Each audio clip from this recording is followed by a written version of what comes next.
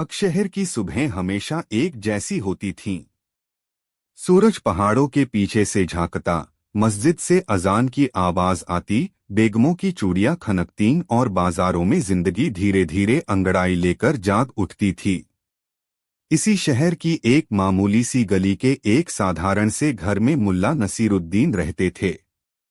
उनकी दुनिया भी बड़ी सीधी सादी थी। एक समझदार बेगम जो उनकी नासमझी भरी बातों से परेशान रहती थी, एक वफादार गधा जो उनकी समझदारी भरी खामोशी को समझता था, और एक दिमाग जो सीधी बात को भी जलेबी की तरह घुमाकर देखने का आदी था। उस दिन भी मुल्ला अपने गधे की पीठ पर हाथ फेरते हुए कह रहे थे, ऐ दोस्त, लोग कहते हैं कि हर चीज की एक कीमत होती है, पर मैं सोचता हूँ, क्या आसमान में उड़ते हुए बादल की कोई कीमत है? क्या माँ की मुस्कान का कोई मोल है? कुछ चीजें अनमोल होती हैं, और जो चीजें अनमोल होती हैं, वे बिकाऊ नहीं हो सकती। उनका गधा हमेशा की तरह धीरज से उनकी बातें सुन रहा था, जैसे कह रहा हो, मालिक, ये सब तो ठीक है, पर भूसे की तो कीमत होती है, और मेरे पेट में वही जाता है। लेकिन अकशहर की यह शांति ज्यादा दिन तक कायम नहीं रहने वाली थी। एक दिन शहर में एक अजनबी का आगमन हुआ। वह किसी आम सौदागर या मुसाफिर जैसा नहीं था। उसके आने का अंदाज ही निराला था। वह एक आलीशान रथ पर सवार होकर आया था, जिसे सफेद अरबी घोड़े खींच रहे थे। उसके कपड़े रेशम के थे, और उसकी आंखों में एक ऐसी चमक थी जो किसी को भी अपने वश में कर ले। उसने शहर के सबसे बड़े चौराहे पर अपना शानदार खेमा लगवाया, जो किसी बादशाह के दरबार से कम नहीं था। उसका नाम हकीम था, और वह कोई मामूली चीज बेचने नहीं आया था।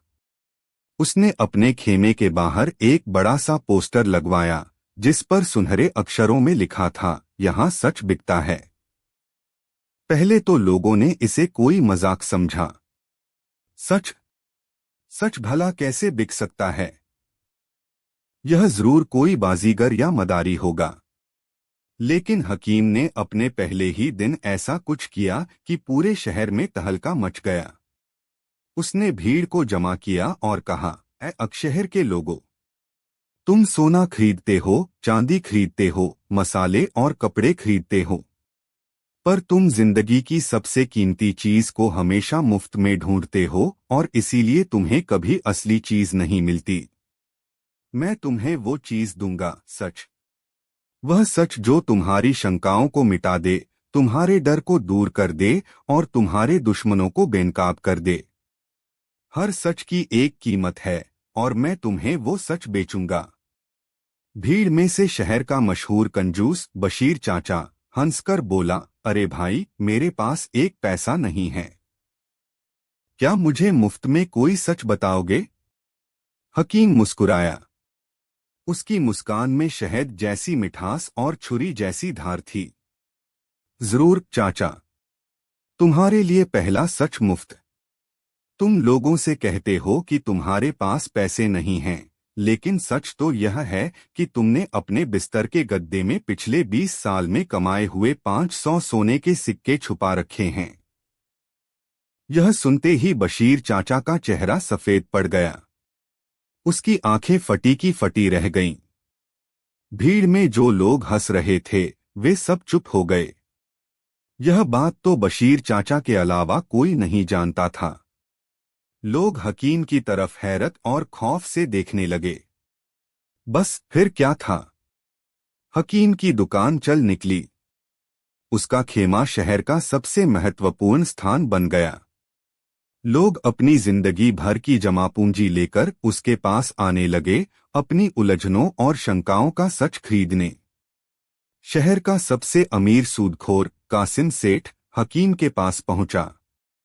मुझे यह सच जानना है कि मेरा व्यापारिक दुश्मन जावेद मेरे खिलाफ क्या साजिश रच रहा है। हकीम ने आंखें बंद की, कुछ देर तक नाटक किया और फिर एक छोटी सी पर्ची पर कुछ लिखकर उसे दिया। कीमत थी 50 सोने के सिक्के। पर्ची में लिखा था, जावेद तुम्हारे काफिले को लूटने की योजना बना रहा है। कासिम ने इस सच के आधार पर जावेद पर हमला करवा दिया और शहर में दो बड़े खानदानों के बीच दुश्मनी की आग भड़क उठी। जावेद चिल्लाता रहा कि वह बेकसूर है, पर किसी ने उसकी नहीं सुनी क्योंकि कासिम ने सच खरीदा था। एक औरत हकीम के पास आई, मेरा पति देर से घर आता है, मुझे सच जानना है। हकीम ने 20 सिक्के लेकर उसे एक सच बेचा, तुम्हारा पति शहर की एक नर्तकी के प्रेम में है। उस औरत ने घर जाकर हंगामा खड़ा कर दिया। उसका पति कस्में खाता रहा कि वह अपने दोस्त के बीमार बेटे की देखभाल के लिए रुकता है, पर उसकी पत्नी ने एक न सुनी। एक हंसता खेलता घर उजड़ गया क्योंकि एक बिकाऊ सच ने भरोसे की जगह ले ली थी। धीरे धीरे शहर का सामाजिक तानाबाना बिखरने लगा। दोस्त दोस्तों पर शक करने लगे, भाई भाई का दुश्मन बन गया और पति पत्नी के बीच अविश्वास की दीवार खड़ी हो गई। लोग अब एक दूसरे से बात करके मसले नहीं सुलझाते थे, वे हकीम के पास जाकर सच खरीद लाते थे। और हकीम का सच हमेशा वही होता था जो खरीदार के मन के सबसे गहरे डर या शक को सही ठहराता था। वह सच नहीं बेच रहा था, वह लोगों के शक को यकीन में बदलने का व्यापार कर रहा था। शहर का काजी, जो पहले से ही भ्रष्ट था, हकीम का सबसे बड़ा ग्राहक बन गया। वह हर मुश्किल मामले में हकीम से सच खरीदता। हकीम उसे वही सच देता जिससे काजी को फायदा होता। न्याय अब तराजू पर नहीं, सोने के सिक्कों पर तौला जाने लगा था। मुल्ला नसीरुद्दीन यह सब देख रहे थे। वह चायखाने में बैठे लोगों की बातें सुनते। उनकी आंखों की शरारत गायब हो चुकी थी, उसकी जगह एक गहरी उदासी ने ले ली थी। उन्होंने देखा कि कैसे एक चालाक आदमी ने सच जैसे पवित्र शब्द को एक जहरीला हथियार बना दिया था। लोग अब अपनी अक्ल, अपनी अंतरात्मा और अपने रिश्तों पर भरोसा नहीं कर रहे थे। वे एक खरीदे हुए झूठ को सच मानकर अपनी दुनिया तबाह कर रहे थे। एक दिन मुल्ला ने एक नौजवान को रोते हुए देखा। वह शहर का एक मेहनती लकड़हारा था। मुल्ला ने उससे पूछा, क्या हुआ बेटे, तुम क्यों रो रहे हो? नौजवान ने बताया, मुल्ला जी, मेरी माँ बहुत बीमार है। मैंने अपनी जिंदगी भर की कमाई 5 सोने के सिक्के उस हकीम को देकर यह सच खरीदा था कि मेरी माँ ठीक हो जाएगी। उसने मुझे यकीन दिलाया था, पर आज सुबह मेरी माँ मुझे छोड़कर चली गई। यह सुनकर मुल्ला का दिल टूट गया। उन्होंने समझ लिया कि अब पानी सिर से ऊपर जा चुका है। यह सिर्फ कुछ लोगों के गुमराह होने की बात नहीं थी, यह पूरे समाज के नैतिक पतन का सवाल था। झूठ ने सच का नकाब पहन लिया था और शहर में खुलेआम नाच रहा था। उन्होंने फैसला किया कि अब उन्हें कुछ करना होगा, लेकिन वह हकीम से सीधे नहीं लड़ सकते थे। हकीम बहुत चालाक था और शहर के सभी ताकतवर लोग, काजी, सेठ, सरदार, उसके ग्राहक थे। उसे बेनकाब करने का मतलब था इन सबसे दुश्मनी मोल लेना। मुल्ला जानते थे कि इस टेढ़े दुश्मन से निपटने के लिए एक टेढ़ा रास्ता ही अपनाना होगा। अगले दिन से शहर के लोगों ने मुल्ला नसीरुद्दीन में एक अजीब बदलाव देखा। वह बहुत परेशान और चिंतित रहने लगे। उन्होंने अपने कुछ पड़ोसियों से पैसे उधार मांगे। उन्होंने अपनी सबसे अच्छी पगड़ी बाजार में बेच दी। उन्होंने अपनी बेगम के कुछ पुराने जेवर भी गिरवी रख दिए। लोगों ने पूछा, मुल्ला, खैरियत तो है? तुम्हें अचानक इतने पैसों की क्या जरूरत पड़ गई? मुल्ला एक गहरी सांस लेकर कहते, भाइयों, मेरी जिंदगी में एक ऐसा सवाल आ खड़ा हुआ है जिसका जवाब मेरे पास नहीं है। मेरी रातों की नींद उड़ गई है। अब तो आखिरी रास्ता यही है कि मैं भी हकीम के पास जाकर सच खरीदूं। यह सुनकर सब हैरान रह गए। मुल्ला नसीरुद्दीन, जो हमेशा अपनी अक्ल और हाजिर जवाबी के लिए जाने जाते थे, वह भी हार मान गए। यह हकीम की सबसे बड़ी जीत थी। शहर में यह खबर आग की तरह फैल गई कि अब तो मुल्ला भी सच खरीदने जा रहे हैं। हकीम को जब यह पता चला तो वह मन ही मन बहुत खुश हुआ। उसकी सत्ता पर आखिरी मुहर लगने वाली थी। जिस दिन मुल्ला को आना था, उसने अपने खेमे के बाहर एक बड़ा जलसा आयोजित किया। शहर के सभी बड़े लोग वहां मौजूद थे। कासिम सेठ, काजी और दूसरे अमीर लोग अगली कतार में बैठे थे, यह तमाशा देखने के लिए कि मुल्ला की अक्ल आज कैसे घुटने टेकती है। मुल्ला नसीरुद्दीन आए।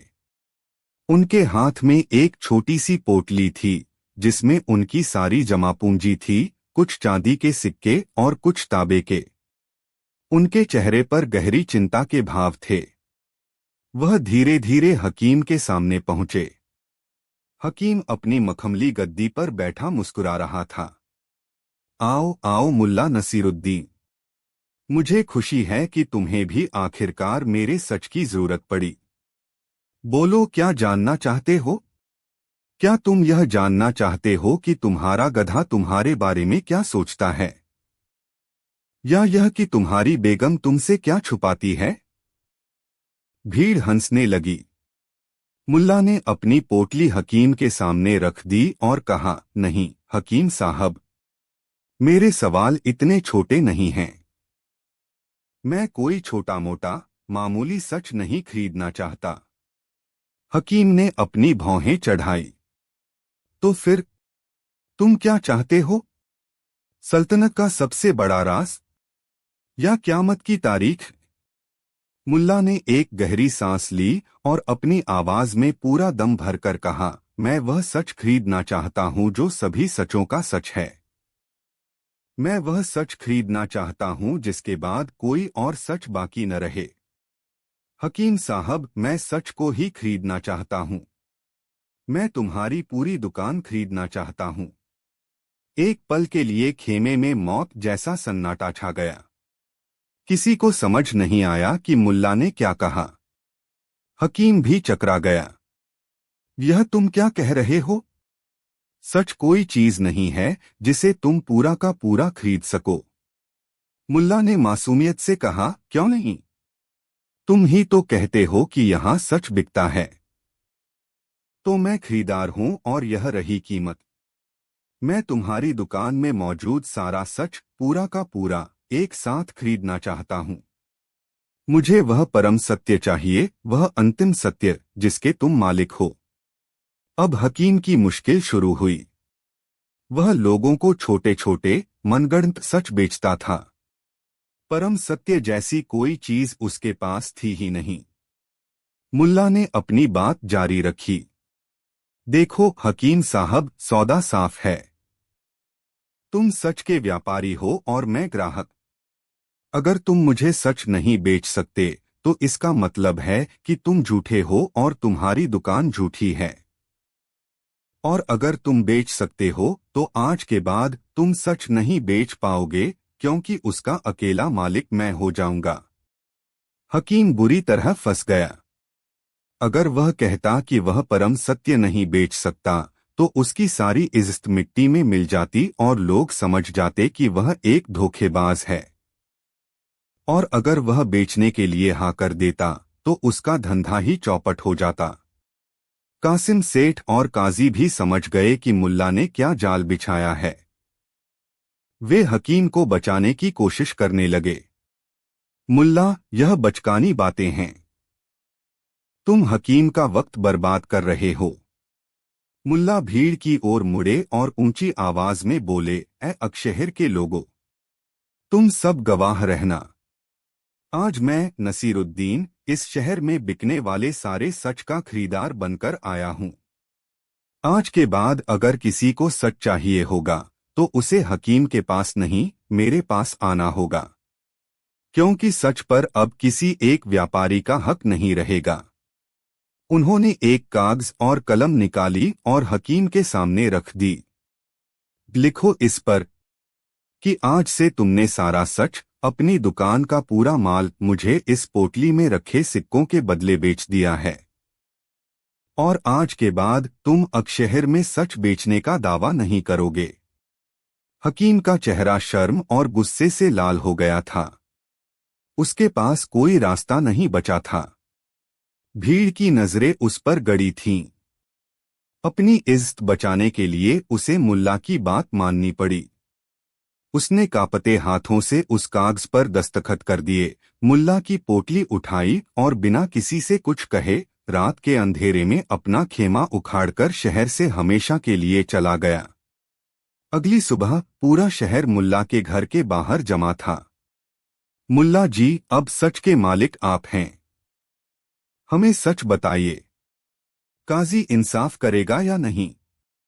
इस साल बारिश होगी या नहीं? मेरा खोया हुआ बकरा कहाँ है?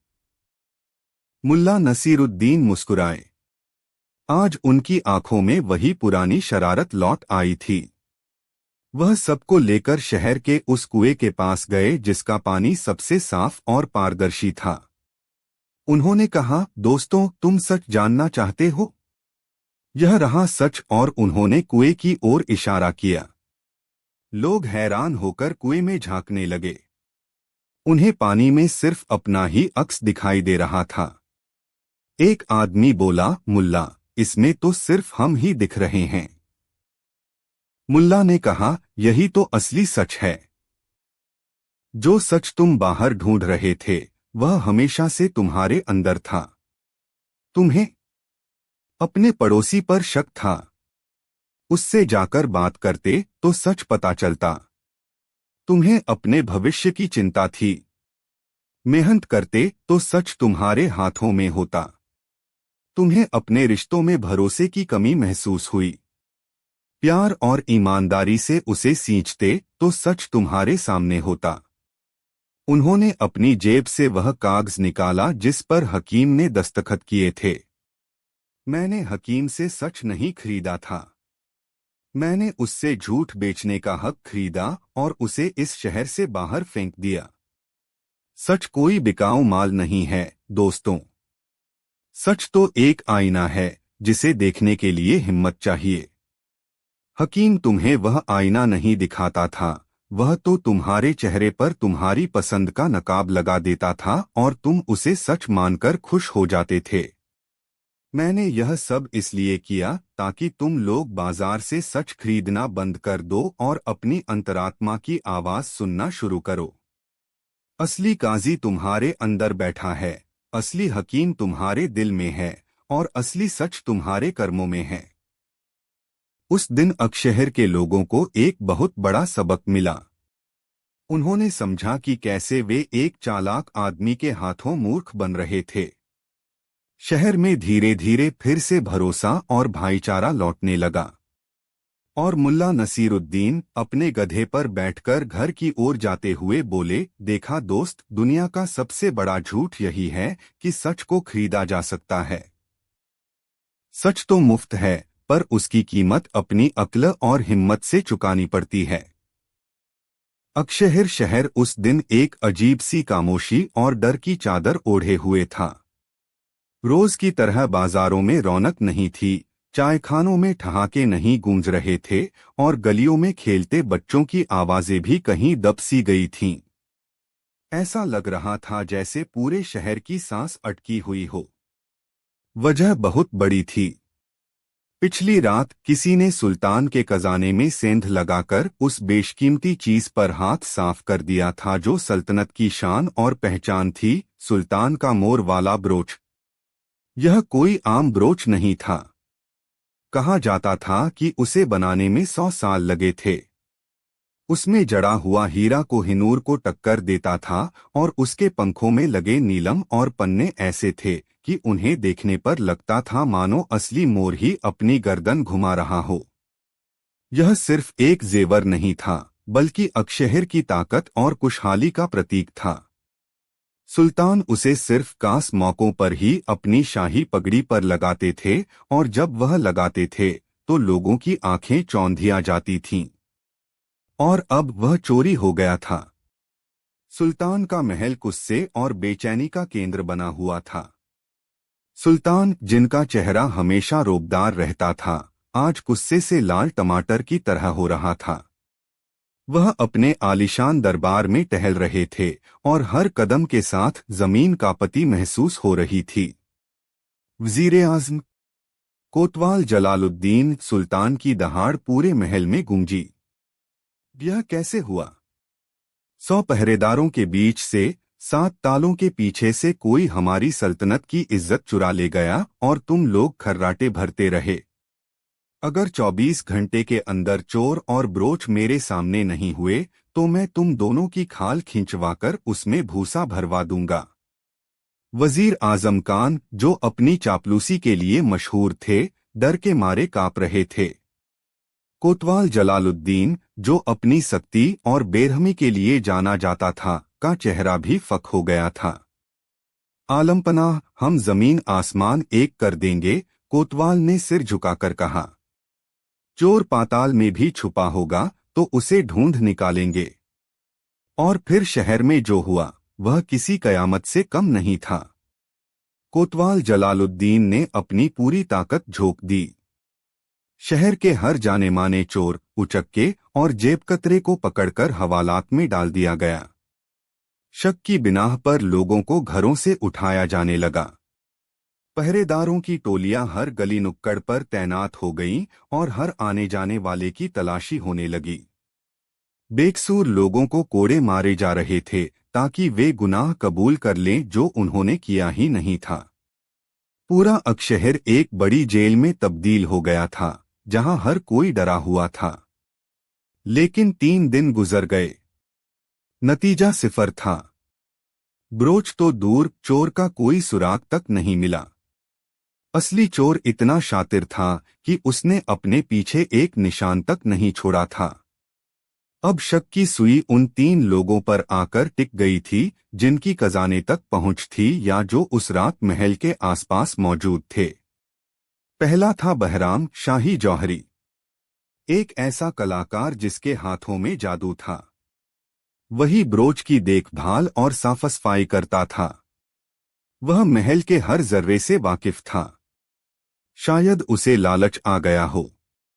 दूसरा था रुस्तम, पहरेदारों का सरदार, एक पहाड़ जैसा मजबूत और अनुशासित आदमी। उसकी इजाजत के बिना परिंदा भी पर नहीं मार सकता था। हो सकता है उसे किसी ने खरीद लिया हो या फिर उसे जुए की लत ने मजबूर कर दिया हो। तीसरा था अलजाहिद, बुकारा से आया एक अमीर सौदागर जो सुल्तान से मिलने आया हुआ था। वह नायाब चीजों का शौकीन था और उसकी दौलत की कोई सीमा नहीं थी। उसकी नजरें जब से ब्रोच पर पड़ी थीं, तब से उनमें एक अजीब सी चमक थी। वह उस रात महल में सुल्तान का मेहमान था। कोतवाल ने तीनों से अलग अलग पूछताछ की। बहराम ने कसम खाई कि उसने अपनी कला से कभी दगा नहीं किया। रुस्तम ने अपनी वफादारी की दुहाई दी। अलजाहिद ने अपनी इज्जत का वास्ता दिया। तीनों के पास अपनी बेगुनाही के सबूत थे और कोतवाल के पास उनके खिलाफ कोई सबूत नहीं था। मामला एक अंधी गली में पहुंच चुका था। सुल्तान का गुस्सा 7वें आसमान पर था। उन्होंने वजीर और कोतवाल को बुरी तरह फटकारा। निकम्मे हो तुम लोग, तुम्हारी तलवारों में जंग लग गया है और दिमाग में भूसा भर गया है। क्या इस शहर में कोई एक भी अक्लमंद इंसान नहीं बचा जो इस गुत्थी को सुलझा सके? दरबार में सन्नाटा था। तभी एक बूढ़े सलाहकार ने डरते डरते कहा, आलमपनाह एक शख्स है। लोग उसे आधा पागल और आधा फलस्फी कहते हैं। उसकी बातें अजीब होती हैं, पर कभी कभी उनमें गहरी सच्चाई छुपी होती है। उसका नाम नसीरुद्दीन है। वजीर आजम हंसा, मुल्ला नसीरुद्दीन? हुजूर, वो तो एक मस्करा है जो अपने गधे से बातें करता है। वह क्या चोर पकड़ेगा? वह तो खुद एक पहेली है। सुल्तान ने एक पल सोचा। जब सारे रास्ते बंद हो जाएं, तो कभी कभी सबसे टेढ़े रास्ते पर ही चलना पड़ता है। बुलाओ उसे। अगर मस्करा है तो कम से कम इस गमगीन माहौल में 2 पल हंसी ही आ जाएगी। और अगर उसने चोर पकड़ लिया तो तुम सब मस्करे बन जाओगे। जाओ, उसे लेकर आओ। दो सिपाही मुल्ला नसीरुद्दीन के घर पहुंचे। मुल्ला उस वक्त अपनी छत पर बैठे धूप सेंक रहे थे और अपने गधे को समझा रहे थे, देख दोस्त, दुनिया में दो तरह के बोझ होते हैं, एक वो जो तू उठाता है और एक वो जो इंसान अपने दिमाग में उठाते हैं। यकीन मान, तेरा बोझ हल्का है। सिपाहियों ने कहा, मुल्ला जी, आपको सुल्तान ने फौरन याद किया है। मुल्ला ने ऐसे देखा जैसे उन्हें कोई फर्क ही न पड़ा हो। सुल्तान को मेरी याद आई। जरूर उनके शाही बावर्ची ने आज खाने में नमक कम डाला होगा और उन्हें सलाह की जरूरत होगी। जैसे तैसे सिपाही उन्हें लेकर महल पहुंचे। मुल्ला अपने वही रोजमर्रा के मैले कुचैले कपड़ों में अपनी टेढ़ी मेढ़ी चाल से चलते हुए दरबार में हाजिर हुए। उनकी आंखों में वही शरारत और बेफिक्री थी। वजीर और कोतवाल ने उन्हें देखकर नाक भौं सिकोड़ी। सुल्तान ने सिंहासन से कहा, तो तुम हो नसीरुद्दीन? मैंने सुना है तुम बड़े अक्लमंद हो। मुल्ला ने सिर झुकाकर कहा, आलमपनाह, अक्ल तो बाजार में बिकने वाली सब्जी नहीं कि कोई ज्यादा खरीद ले और कोई कम। ये तो बस नजरिए का खेल है। कभी कभी गधे की नजर भी घोड़े से तेज होती है, खासकर जब सामने हरी घास हो। दरबार में कुछ लोग दबी जबान में हंस पड़े। सुल्तान भी मुस्कुराए बिना न रह सके। खैर, बातें छोड़ो। तुम जानते हो तुम्हें क्यों बुलाया गया है? हमारा शाही ब्रोच चोरी हो गया है। क्या तुम चोर को पकड़ सकते हो? मुल्ला ने अपनी दाढ़ी खुजलाई। चोर को पकड़ना? यह तो कोतवाल साहब का काम है। मैं तो बस इंसानों को पढ़ना जानता हूं। चोर भी तो आखिर एक इंसान ही होता है ना? तो तुम क्या करोगे? सुल्तान ने पूछा। मुझे बस उन 3 लोगों से मिलना है जिन पर आपको सबसे ज्यादा शक है। जौहरी बहराम, सरदार रुस्तम और सौदागर अलजाहिद। और मुझे उनसे अकेले में नहीं बल्कि सबके सामने मिलना है। यहीं, इसी दरबार में। सुल्तान ने इजाजत दे दी। तीनों संदिग्धों को फिर से दरबार में पेश किया गया। उनके चेहरे पर तनाव और डर साफ झलक रहा था। सबको उम्मीद थी कि मुल्ला उनसे कोई सख्त सवाल करेंगे, कोई जाल बिछाएंगे। लेकिन मुल्ला ने कुछ और ही किया। वह उन तीनों के पास गए, उन्हें गौर से देखा और फिर सुल्तान की ओर मुड़कर बोले, आलमपनाह, यह मामला बड़ा पेचीदा है। चोर बहुत चालाक है। उसे पकड़ने के लिए दिमाग पर जोर डालना पड़ेगा। और दिमाग पर जोर डालने से पहले उसे थोड़ा हल्का करना जरूरी है। क्या मतलब है तुम्हारा? वजीर ने चिढ़कर पूछा। मतलब यह, वजीर साहब, कि मैं इन तीनों को और आप सबको कुछ कहानियां सुनाना चाहता हूं। मजेदार कहानियां, लतीफे। पूरा दरबार सन्न रह गया। यह क्या मजाक था? सल्तनत की इज्जत दांव पर लगी है और यह आदमी लतीफे सुनाना चाहता है। कोतवाल जलालुद्दीन का मन किया कि वह मुल्ला को घसीटकर बाहर फेंक दे। सुल्तान भी हैरान थे, पर मुल्ला की आंखों में एक ऐसी चमक थी जिसने उन्हें रोक दिया। उन्होंने कहा, ठीक है नसीरुद्दीन, सुनाओ अपनी कहानियां। देखते हैं तुम्हारे लतीफों में कितनी ताकत है। मुल्ला दरबार के बीच में आकर खड़े हो गए। उन्होंने एक नजर तीनों संदिग्धों पर डाली और कहना शुरू किया, एक बार मैं बाजार से गुजर रहा था। मैंने देखा कि एक आदमी चिल्ला रहा था, 10 दीनार में अक्ल ले लो। सबसे सस्ती अक्ल। मैं उसके पास गया और पूछा, भाई, यह कैसी अक्ल है जो इतनी सस्ती है? उसने कहा, यह वो अक्ल है जो मुसीबत आने के बाद आती है। मैंने कहा, फिर तो यह बहुत महंगी है, क्योंकि मुसीबत तो अपना नुकसान करके ही जाती है। मुझे वो अक्ल चाहिए जो मुसीबत आने से पहले आए, वह बोला, वो तो बहुत महंगी है, सुल्तान भी उसे नहीं खरीद सकते।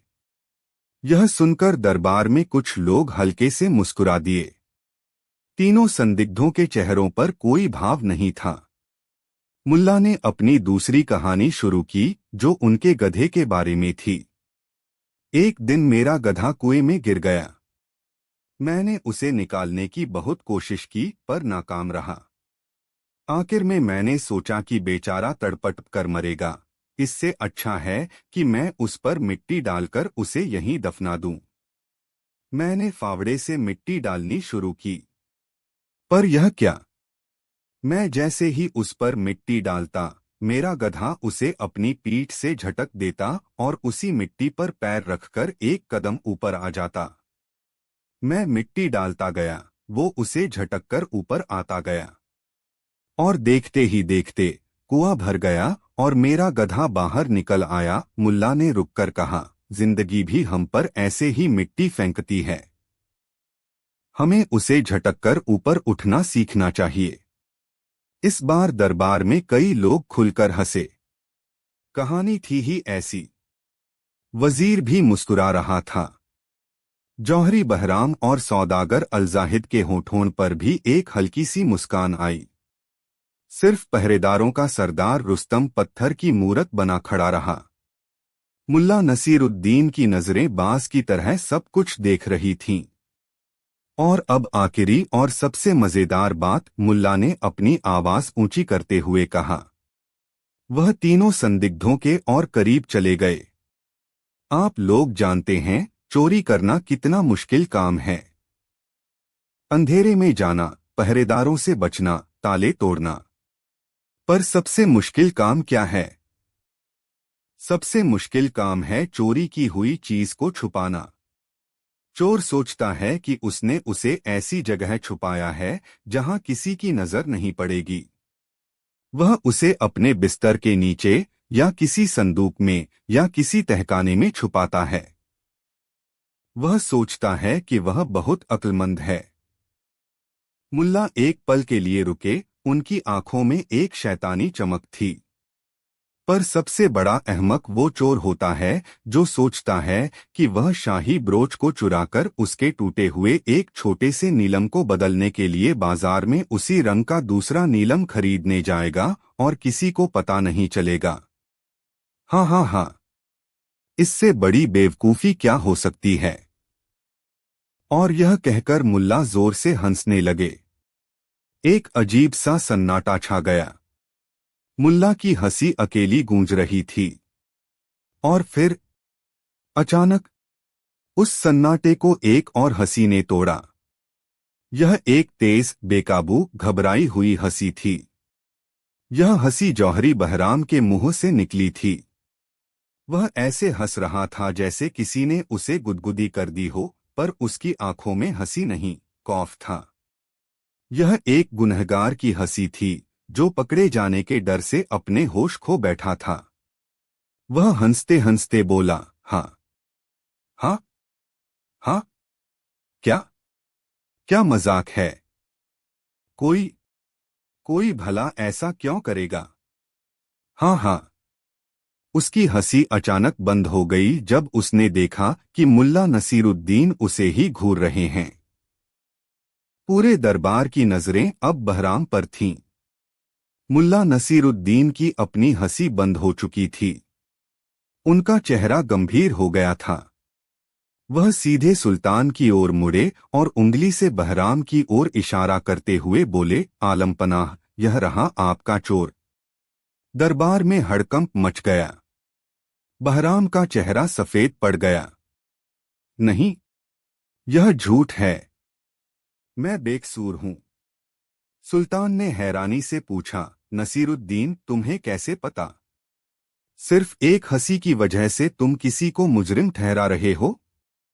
मुल्ला ने बड़े शांत भाव से समझाया, आलमपनाह, इंसान जब खुश होता है तो दिल से हंसता है। उसकी हंसी में एक लय होती है। जब वह किसी मजाक पर हंसता है तो उसकी हंसी में हैरानी होती है।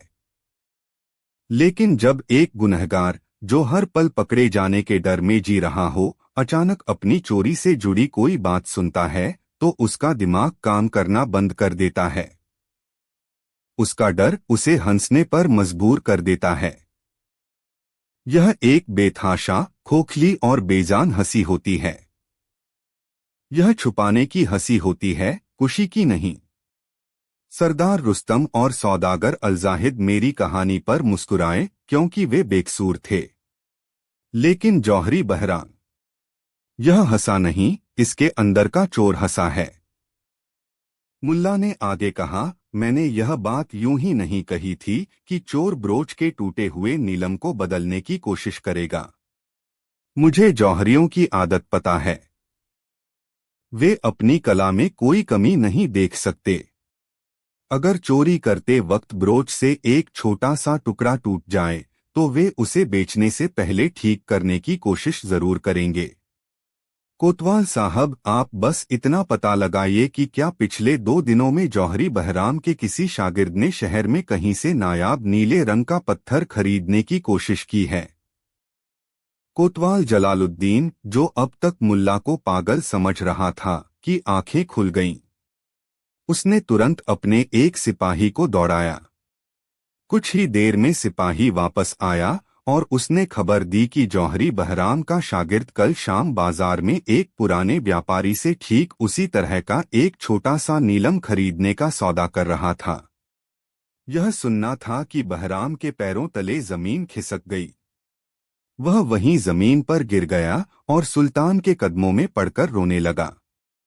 मुझे माफ कर दीजिए आलमपनाह, मुझसे गलती हो गई। मैं कर्ज में डूबा हुआ था। मुझे कोई रास्ता नहीं सूझ रहा था। ब्रोच चुराते वक्त मेरे हाथ कांप रहे थे और उसका एक छोटा सा कोना टूट गया था। मैंने सोचा था कि उसे ठीक करके किसी दूसरे मुल्क में बेच दूंगा। उसने बता दिया कि ब्रोच उसके घर में तहखाने की एक ढीली ईंट के पीछे छुपा हुआ है। फौरन सिपाही भेजे गए और कुछ ही देर में सल्तनत की शान, वह मोर वाला ब्रोच वापस दरबार में मौजूद था। पूरा दरबार मुल्ला नसीरुद्दीन की अक्लमंदी देखकर दंग रह गया। जिस गुत्थी को कोतवाल की सख्ती और वजीर की होशियारी नहीं सुलझा सकी, उसे मुल्ला ने सिर्फ एक हंसी से सुलझा दिया था। सुल्तान अपनी जगह से उठे और मुल्ला के पास आए। नसीरुद्दीन, आज तुमने साबित कर दिया कि अक्ल तलवार से ज्यादा ताकतवर होती है।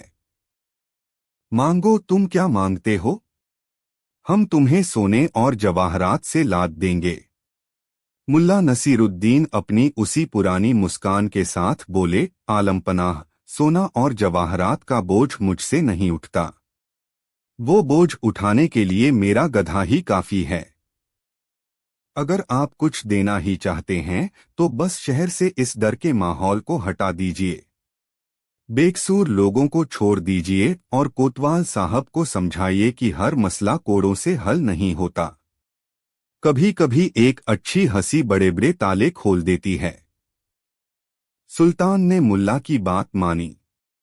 शहर से पहरा हटा लिया गया और कैद किए गए बेकसूर लोगों को आजाद कर दिया गया और मुल्ला नसीरुद्दीन दरबार से मिले इनाम में एक बोरी गेहूं लेकर अपने गधे पर सवार होकर अपने घर की ओर चल दिए। रास्ते में उन्होंने अपने गधे की पीठ थपथपाई और कहा, देखा दोस्त, मैंने कहा था न, इंसान की हंसी में उसके दिल का राज छुपा होता है। गुनहगार की हंसी उसकी चीख से भी ज्यादा शोर करती है। बस उसे सुनने वाले कान चाहिए। अक्षहर की धूल भरी गलियों में सुबह का सूरज अभी अंगड़ाई ले ही रहा था। बाजारों में चहल पहल शुरू हो चुकी थी। कहीं मसालों की तीखी खुशबू हवा में तैर रही थी तो कहीं ताजे पके नान की महक लोगों को अपनी ओर खींच रही थी। इसी शहर के एक सादे से घर में मुल्ला नसीरुद्दीन अपनी बेगम से रोज की तरह किसी छोटी मोटी बात पर बहस कर रहे थे। उनकी बेगम कहती कि घर में आटा खत्म हो गया है और मुल्ला जवाब देते कि दुनिया में इतनी सारी चीजें खत्म हो रही हैं, आटा खत्म हो जाना कौन सी बड़ी बात है। उनकी बातें हमेशा ऐसी ही होती थीं, गहरी और बेतुकी एक साथ। बाहर उनका वफादार गधा, जो दुनिया के हर गधे से ज्यादा नसीरुद्दीन के फलसफे को समझता था, धीरज से इंतजार कर रहा था। मुल्ला बाहर निकले, गधे की पीठ थपथपाई और बोले, चलो दोस्त, आज देखते हैं कि अकशहर के बाजार में अक्ल बिक रही है या सिर्फ सामान। जैसे ही वो बाजार के मुख्य चौराहे पर पहुंचे, उन्होंने एक अजीब सा मंजर देखा। एक भीड़ जमा थी और बीच में शहर का सबसे अमीर और सूदखोर सौदागर कासिम सेठ एक गरीब औरत पर चिल्ला रहा था। वह औरत फातिमा थी, एक विधवा जिसके पति ने मरने से पहले कासिम सेठ से कुछ कर्ज लिया था। अब कासिम उस कर्ज के बदले उसकी छोटी सी जमीन का टुकड़ा हड़पना चाहता था। मैंने तुम्हें 1 महीने की मोहलत दी थी, फातिमा, कासिम की आवाज में जहर घुला हुआ था। आज वो मोहलत खत्म हो गई। ये जमीन अब मेरी है। इस पर लिखे तुम्हारे पति के दस्तखत देखो। उसने एक पुराना कागज हवा में लहराया। फातिमा रो रही थी। इस सेठ जी, खुदा का वास्ता, मेरे छोटे छोटे बच्चे हैं। ये जमीन का टुकड़ा ही हमारा एकमात्र सहारा है। मैंने आधा कर्ज तो चुका दिया है, बाकी के लिए बस थोड़ी और मोहलत दे दीजिए। कोई मोहलत नहीं, कासिम हंसा। व्यापार में रहम की कोई जगह नहीं होती। अब हटो यहां से, मेरे आदमी कल इस जमीन पर कब्जा करने आएंगे। भीड़ में खड़े लोग कानाफूसी कर रहे थे।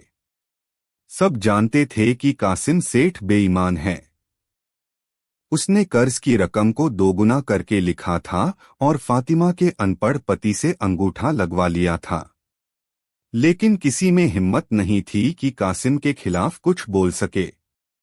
शहर का काजी भी कासिम का दोस्त था और उसके हर काले काम पर पर्दा डालता था। मुल्ला नसीरुद्दीन ने यह सब देखा। उनकी आंखों की शरारत की जगह एक गहरी सोच ने ले ली। उन्होंने देखा कि अन्याय कैसे ताकतवर के साये में फल फूल रहा था और सच्चाई कैसे गरीबी की चादर में मुंह छिपाए खड़ी थी। वह चुपचाप वहां से निकल गए, लेकिन उनका दिमाग तेजी से चल रहा था। वह जानते थे कि कासिम से सीधे टकराना या काजी के पास जाना बेकार था। उसे हराने के लिए कोई ऐसा तरीका चाहिए था जो सीधा न हो, टेढ़ा हो, बिल्कुल उनकी बातों की तरह। अगले 2-3 दिन तक मुल्ला शहर में कहीं नजर नहीं आए। लोग हैरान थे। कुछ ने कहा कि शायद वह अपनी बेगम की डांट से तंग आकर कहीं चले गए। कुछ ने कहा कि वह किसी नए फलसफे की खोज में पहाड़ों पर निकल गए हैं। चौथे दिन जब सूरज डूब रहा था, मुल्ला नसीरुद्दीन शहर में वापस लौटे। उनकी हालत अजीब थी। कपड़ों पर धूल और मिट्टी लगी थी, बाल बिखरे हुए थे और आंखों में एक अजीब सी चमक थी, जैसे उन्होंने कोई रहस्य खोज लिया हो। वह सीधे शहर के कुएं के पास गए जहां औरतें पानी भर रही थीं और लोग शाम की गपशप के लिए जमा थे। उन्होंने अपने गधे को रोका और एक ऊंचे पत्थर पर खड़े